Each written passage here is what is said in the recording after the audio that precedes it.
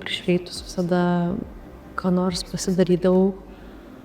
Turiu belekiek randų iš vaikystės, dantį čia prasiskėlusi, nosį, žodžiu, erzinau šunį, tai įkandu į antakį. Nu, žodžiu, aš buvau ta, kur taip viena iš tikrųjų berniukiškai gal žaisdavau ir nesisaugau labai savęs.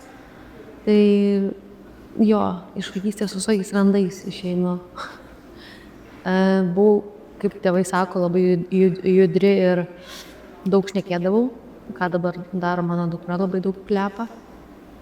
Tai jo, buvau kalbi ir labai judri, nenustygau vietoj. Ir eidavau pas kaimynus į svečius.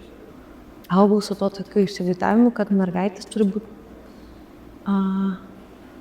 nepykstančios, kad savo emocijas kažkaip valdyti turėtum. Slaifą taip užauginta būdavau, kad jo, mergaitės tai nepyksta. Tai dabar vis dar tą patį girdžiu visoj, kad mergaitės tai nepyksta. Nu, kartais tenka įrodyti ten vyresnei, gal kartais savo ten tėvam, anytai, kad jo, kad vis tik vaikai ir mergaitės, nu jos lygiai taip pat emocijas visas užnejaučia, nesvarbu, čia nelyties klausimas. Tiesiog, kad nu negali riboti vaiko, kuris dar tik formuojasi, žinai, to įsivaizdavimo, kad jų emocijas reikšti yra blogai.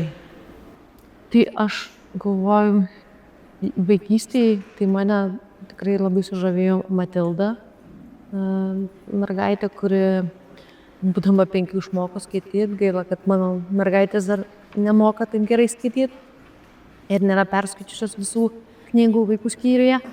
Tai jo sudarė tokį, iš tikrųjų tokio intravertiškumo įspūdį, kad, nu, kad gal kartais gerai būtų užsidariusiai, žinai. Gal mane net ne tiek knygos pačios formavo, gal kinas net labiau. Jo, nu, knygos buvo šalia, bet filmai turėjo didesnį įtaką mano pasaulio suvokimui ir taip, kokia turėčiau būti. Tokį melancholiškos kažkokios ten, nežinau, romantikės įvaizdį suformavo. Nemažai įtakos, ypatingai gal paauglystėj, kai tokia, nežinau, kažkokia iliuzija susiformuoja, kad, nežinau, ten kažkas tave pamatys, pastebės, o tu ten tiesiog kažkokia žinutė, nežinau, kažkur slaptą palikai, kaip Amelija, žinai. Nino ten bandė su juo susitikti, bet netiesiogiai. Tai aš įsivaizduoju, kad kažkokių tokių ženklų tekstuose, gal kurios rašydavau, dabar kurios rašau, nu, jų yra tokių.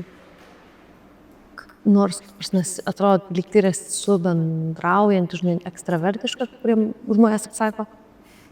Bet viduje dar, nu, toks kažkoks tas noras išgyventi tą tokį, nežinau, introverto tą būseną tokią.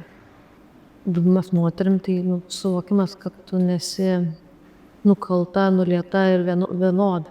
Kad tu gali keistis priklausomai nuo situacijų, žmonių, etapo gyvenime, kad nu, nesi tokia fix, žinai, idėja ir viskas, dabar tokia ir būsi. Tai man atrodo, kad nu, gali visom formom keistis.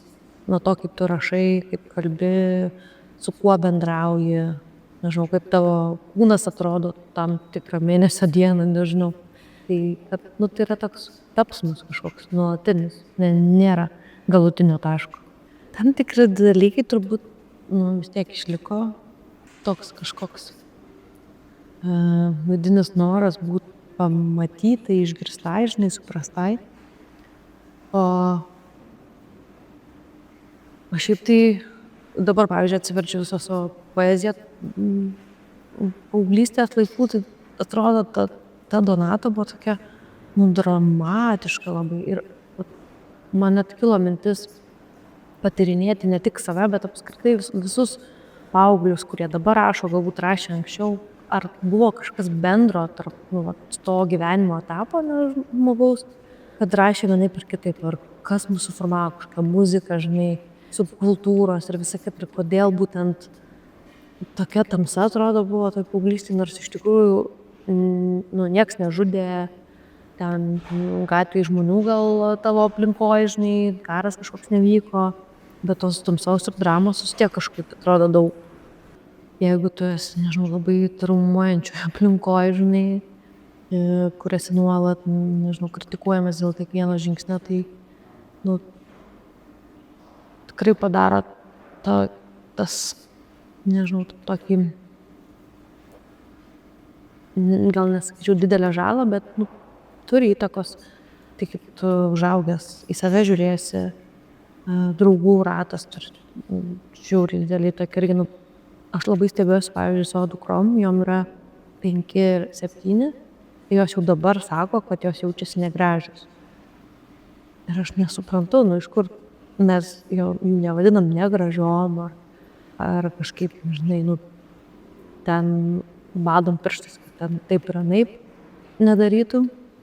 Bet iš aplinkos jau tas ateina, kad jos lyginasi, nori būti panašios į vieną ar kitą draugę. Ir, nu, baisu iš tikrųjų. Nuo labai mažo gyvenimo tarpsnio, labai anksti tu pradedi save, nu, matyti ne tokį, koks tu esi gal. Nu, aš bandau jų klausti, kodėl jam taip atrodo. Tai aišku, čia tas ankstyvas patyčių, tas kultas egzistuoja irgi, nes tikrai stebiu vaikus, kokie dabar yra. Tai tas nėra, kad atsiranda, žinai, kai jie būna paaugliai ar ten 11 metų. Čia nuo darželio prasideda, nuo pradinių klasių jau tas skirtumas tarp vaikų labai jaučiasi.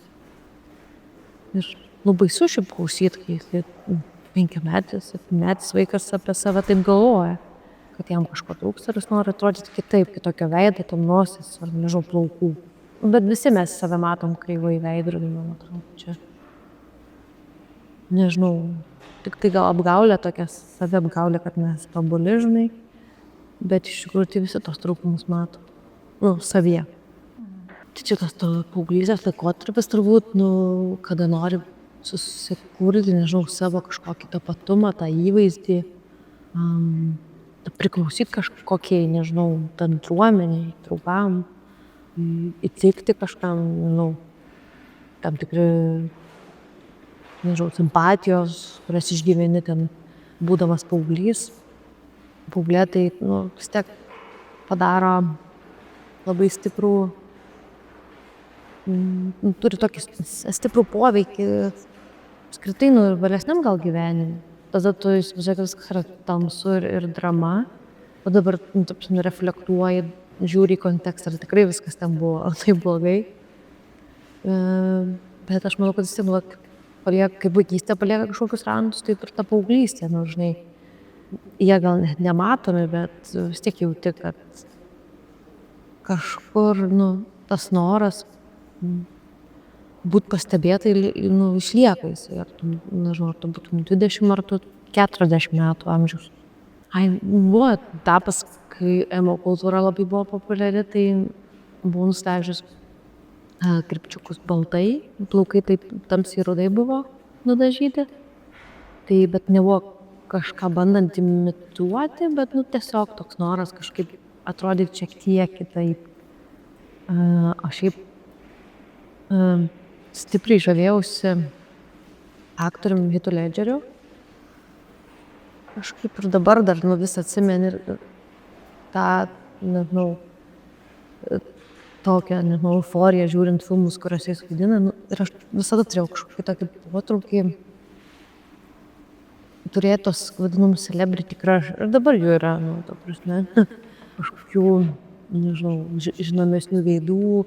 Ir bandau tai irgi suvokti, kodėl žmonės domisi žvaigždėmis, nu, žinai, kažkokiais įvaizdžiais, ten aktoriais, nors jų nepažįsta. Tai mane tas stipriai paveikdavo. Dabar aš irgi galvoju, pavyzdžiui, net ne žvaigždės, tiesiog kažkokie klasiokai, kurie tau patiko. Kodėl aš galvoju, man nepatiko, nors iš jų iki galo net nepažinojau. Kas tai irgi per fenomenas toks įdomus. Tiesiog susikuri tą, vat, intravertės tokį romantinį įvaizdį ir jau ten, nežinau, susikuri istorijas ir gyveni tame.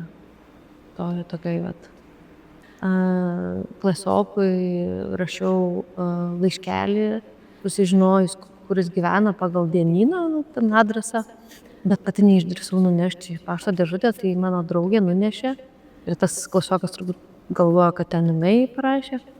Per mokyklos budėtoją, žodžiu, rašiau tam kelkę, per mokyklos budėtoją gali palikti atsakymą, žinai, ir jis ten parašė savo Skype niką ir aš tada su juo susirašinėjau, jis nežinojo pradžioje, kas aš esu, žinau, kad iš mokyklos ir visa kita. Bet kai sužinojo, va ten buvo grinai ta Amelijos iš Monmartos tas scenarijus, žinai, kai jisai sužinojo, kas aš esu, jam nebebuvo įdomu. Kol buvo paslaptis, wow, čia įdomu. Ir, taip ir užsibaigė. Tada buvo kitos irgi simpatijos, kur taip, nedrąsiai bandydavai ten prieit pasakyti kažką. Ar ten, nežinau, parašydavai kokią monas.lt žinutę, kokią, visokių absurdiškų situacijų, kur dabar žiūriu tai komiškai tai. Bet tuo metu tas atstūmimo momentas buvo tokia, ta didžioji drama turbūt. O po paauglių tą išgyventi yra, žmogui šiaip išgyventi atstūmimą yra sunku. Ten tave iš darbo atleidžia, ar šiaip, žinai, kažkas nepriema. Čia toks.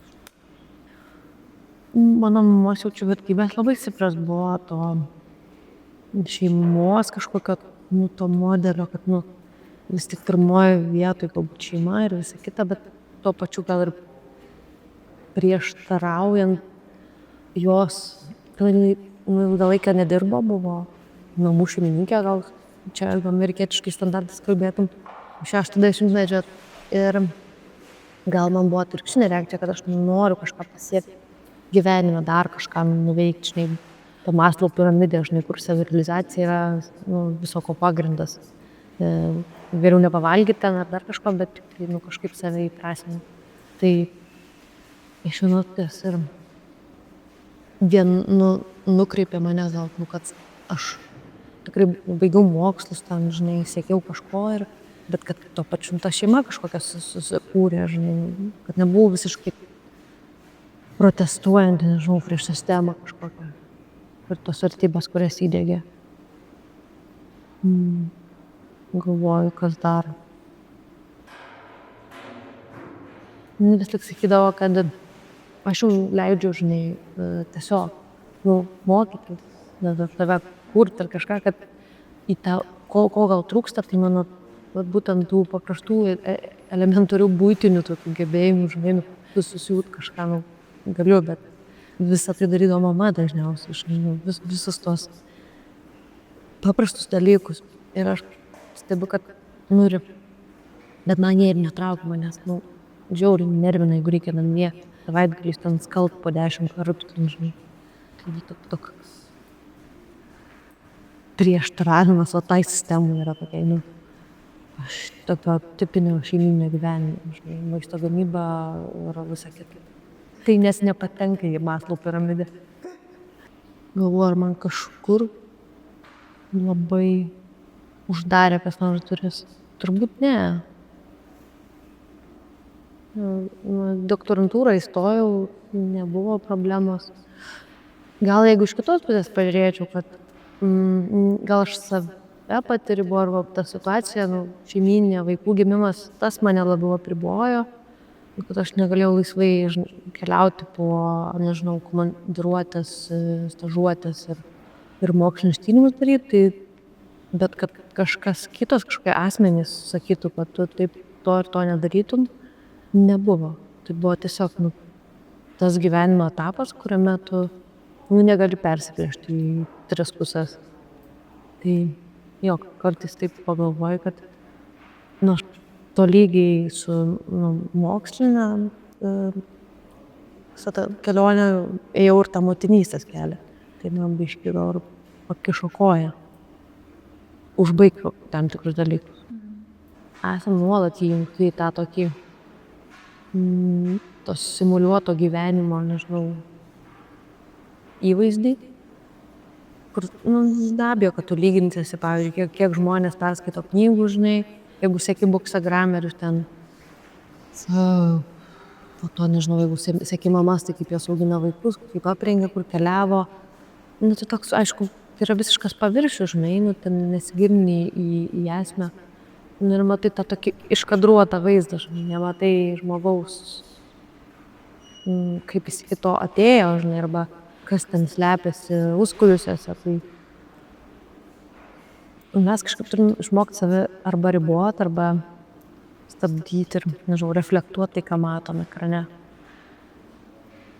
Ir mane labai dažnai erzina tas, kad viskas vis tiek paremta tokiu rinkodaros principai, žinai, kad ir tos pačios knygų apžvalgos ir visa kita, tai yra toks gražus viršelis, žinai, ne kažkokia gelmė, negebėjimas tiesiog rašyti, bet tuo metu jo tų sekėjų tiek ir turi, žinai, parašai apie kažkokią knygą, kuri galbūt tau tau pačiai nebūtinai tau patiko, bet, žinai, ten užsakė kažkas parašyti. Arba, visi tie burbulai išpūsti, Colin Hoover, visų romanų, tai yra tiesiog laiku vietoj tam tikrai bendruomeniai paspaudyti mygtukai, žinai, kad tas mechanizmas veiktų. Ir mane iš tikrųjų tas erzina ir gal apskritai kultūroje, nebūtinai literatūroje, kad viskas vis tiek remiasi tuo rinkodaros principu. Taip ir žmonės, žinai, save pristato, savo portfolio susikuria tais pačiais principais vadovaudamis. Turi tokį ir tokį veidą, žinai, parodyti. Kalbant Zigmundo Baumano terminais, ta tapatybė, dabar mes su ją labai daug laiko praleidžiam, nežinau, kino ekrane, literatūroje. Aš galvoju, ir būtent tai yra tų pačių rinkos dėsnių paskatintas kalbėjimas, ar tai rašytojam, autoriam ateina natūraliai, intuityviai, kad mes reflektuojam save. Ir tenka knygų klubuose dalyvauti, juos moderuoti, ir aš girdžiu, kadangi vis tiek didžioji dalis yra vyresnių žmonių skaitytojų, tai pas jos yra tas išankstinis nusistatymas tam tikrom temom. Ar tai būtų LGBT bendruomenė ypatingai. Ir tu matai tą diskusiją kartais nekonstruktyvę, kartais konstruktyvę. Jaunoji karta tikrai norės visą laiką apginti, žinai, tam tikras pozicijas gyvenime, kuriame jie dabar gyvena. Yra ta karta, kuri gyveno gana aiškiai apibrėžtoje visuomenėje. Mes gyvenam, viskas yra tiek išlydę, kad labai sunku susikalbėti, kas yra žmogus. Tam pasaulyje dirbtinio intelekto atsiradimą dabar pakeičia tai, kokie mes esam. Čia toks nuolatinis, man atrodo, diskusinis klausimas bus. Aišku, tas kelia nerimą, kaip su tuo gyventi dabar, kaip kalbėti su vaikais, kaip galų gale kurti, apie ką kalbėti. Nežinau, tam tikra prasme ta didžiulė demokratija ir atvirumas priveda prie tokių stalčių, jau žinai, kur ką sutalpinti. Mes toks jausmas einam vėl ratu prie to paties, žinai, kad tas tapatumas, tapimas žmogumi, tai čia amžinas, turbūt egzistencinis klausimas buvo. Bet kartais dabar jis toks labai politizuotas tampa. Tai dėl to atsiranda tos tokios aršesnės diskusijos, kartų susiskaldymas. Apskritai sudėtinga gyventi, kasdien naujienos vis blogesnės, žinai. Kai yra apie kažką parėkau, tai visuomenė ką darysi, jums rėkau. Ir teko dalyvauti susitikime, ne aš jį moderavau, bet tiesiog klausiausi skirtingas pozicijas. Ir tai buvo net ne jaunimo viena atstovė, kuri yra pasisakant už LGBT. Ir tada kitoj pusėje tokio paties amžiaus moteris ir žodžios. Jos stovai ten aršiai diskutavo ir tai nėra vienintelė tema, kuri gal jautri. Aš, pavyzdžiui, dabar uždaviau knygų klubui ir jie išsirinko vieną iš tų nepatogių temų, tai net nepatogu, o draustų, galbūt net kūrinių, tai Saramago Evangelija pagal Jėzų Kristų, ir gavau atsiliepimą irgi anonimišką, kad gal nelieskit religijos temos, nes tai yra kai kam jautru. Tikinčiam žmogus gali būti jautru. Tai aš turbūt tą atsakomybę prisiėmiau ir aš suprantu, kad tai gali būti jautru kažkam, bet jeigu mes apskritai nekalbėsim, arba kalbėsim tik patogiom temom, tai mūsų gyvenimas bus labai toks apibrėžtas, žinai, kapsom, bet kartais tiesiog labai gal paviršium nueinam, arba užsikabinam už vienos sąvokos ir tada ten, nežinau, iš to padarom didžiulį karą ten tarp nuomonių. kas yra ta socialinė lytis, pavyzdžiui. Čia buvo viena iš daugiausių debatų sulaukus, nežinau, diskusijų sąvokų, kur iki dabar dar, žinai, ten pjaunasi dvi pusės. Tai viena kariauja, kad nėra tokios dalykų kaip socialinė lytis, kad yra tik biologinė lytis, yra moteris, vyras ir viskas. Tada yra... Ir vėl aš kalbu apie tą patį, iš tikrųjų, apie ką jie paviršinėje, nors iš tikrųjų buvo kalbėjimas apie smurtą prieš moteris. Ir čia galinai į tokias gilumas, kad galbūt, čia kontroversiškai pasakysiu, bet gal tas neapibrėžimas, kas yra moteris, toks išskydęs apibrėžimas, kas yra moteris, irgi grasina moteriams kaip lyčiai, ne? Ten, man atrodo, Jungtinių tautų atstovė, nepamenu jos pavardės, buvo išleidus neseniai knygą apie šeimas sovietmečių. Tai Dalia Leinartė. Leinartė, taip, užstrigo Leinartė. Tai jinai galbūt kalbėjo iš tos pozicijos, kad vis tik daug iššūkių yra ir moterų teisėse, kai atsiranda daug skirtingų apibrėžimų, ten debatų, diskusijų, tai ką mes tada saugom, apie ką mes kalbam tada. Tiesiog kiek yra manipuliuojama galbūt tą socialinę lytim, kiek yra iš tikrųjų problemų. Tai man čia irgi dar tas rytis, yra toks nelabai aiškus galutinis taškas. Manau, kad neišspręsime jo taip greit. Bet čia turbūt trūksta to donskiško požiūrio, kur tu matai kitą, savo akim, bet tu gerbi jo, nežinau, pasirinkimus. O kad tu eini į kontaktą su kitu, žinodamas, kad jis yra toks ir toks, bet nenuneigdamas, nepirždamas savo pozicijos. Čia yra tas kažkoks pliuralizmas, o ne, žinai, aš matau taip ir tada reiškia, visi turi vienodai mąstyti. Tai prie to, kritinio savęs vertinimo ar savo nuomonės, jeigu mes prie to prieisim, tai bent jau čia bus žingsnis žengtus. Aš tai vadinu donskišką diskusiją, donskiškumu, donskišką filosofiją, nes jis buvo vienas iš tų filosofų liberalų, kuris buvo tam tarpe. Yra, net, nežinau, tokios kaip ir konstruktyvios, nežinau, sąvokos, koncepcijos, kad buvimas tarpe tai galbūt yra tas išėjimas iš konflikto. Aišku, ne visi būsim mes tarpe, nes visada egzistuos kairė, dešinė, žinai, ir juos viena su kita konfrontuos, bet kažkas turi juos klijuoti. Tai aš galvoju, kas tas dalykas, kuris mūsų klijuoja.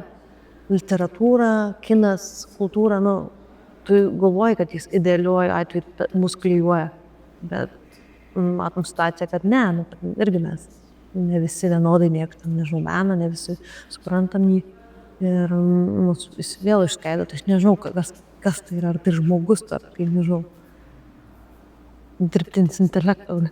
Kadangi rašiau bakalauro darbą apie moters lytinį ir seksualinį identitetą lietuvių kine nuo sovietmečio, būtent iki šiuolaikinio kino, tai realiai rezultatus tos ir pateikiau, priėjau prie išvados, kad vis tik tas skismas įvyko, lūžis kažkoks nuo moters, kuri ten, nežinau, yra interjero detalė ir nežinau, neįtraukta į visuomenės ir viešą gyvenimą, kad ten, nežinau, baudžiama už kažką, neaišku už ką, virto tokia savo likimo kalvė, kad jos emocijos, jos kūniškumas tapo svarbesnis už kitų personažų istorijas. Nes vis tiek, jeigu pažiūrėsi į Lietuvos kino istoriją, matysi, kad pagrindiniai personažai yra vyrai. Jie eina į karą, jie eina, nežinau, miškus, ten pagrindinis veiksmas, kaip ir iš tikrųjų naratyviniam kine, turbūt vakaruose irgi buvo, kad dėmesio centre yra vyras, o moteris yra šalia, gražiai ten, prigulus kažkur, žinai, objektas tas vadinamas.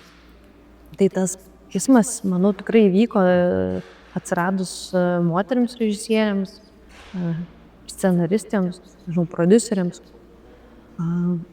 kada buvo atsižvelgta į, tarkim, tas pačias lietuvių rašytojas, kaip Ivanauskaitė, kada jos iškėlė tam tikras temas lietuvių kine ir ekrane. Tai tas virsmas, bent jau reprezentacijoje egzistavo. Kalbant apie šiaip visuomenę, moters pozicija, tai aišku, pasikeitė. Gal ir ne, man net kažkaip sunku gal pasakyti grįžtai, bet tas amerikietiškas modelis, gal ten 60-mečio moters vaidmuo, ten, nežinau, namų šeimininkės, jis kaip ir,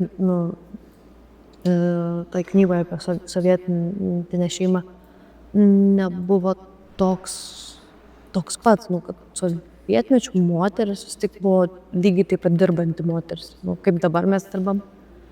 Tai čia yra tas gal feminizmo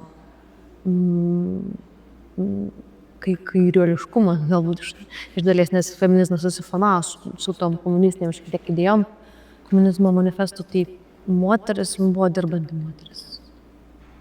Dabar šiuolaikiniam pasauliui, nors ne komunizmo sąlygom gyvenam, moteris vėlgi yra ta, kuri išeina į darbo rinką, bet tuo pačiu dar nešasi su savim ir kitas naštas.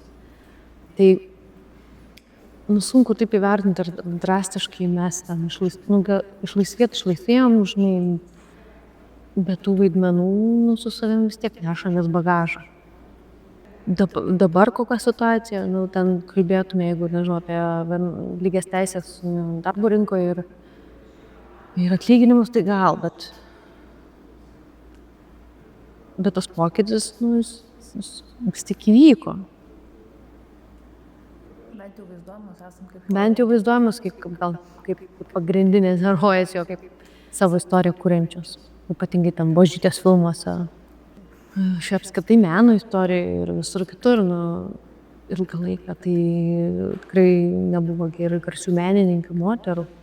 Jos kažkur egzistavo, bet nebuvo įrašytos į meno istoriją, pavyzdžiui, ne? O dabar mes tikrai tyrinėjom daug ir to laikotarpio, kada gal ir atrodo nebuvo tų moterų menininkų, mes apie jas dabar žinom. Tai čia, man atrodo, laisvos demokratiškos visuomenės rezultatas.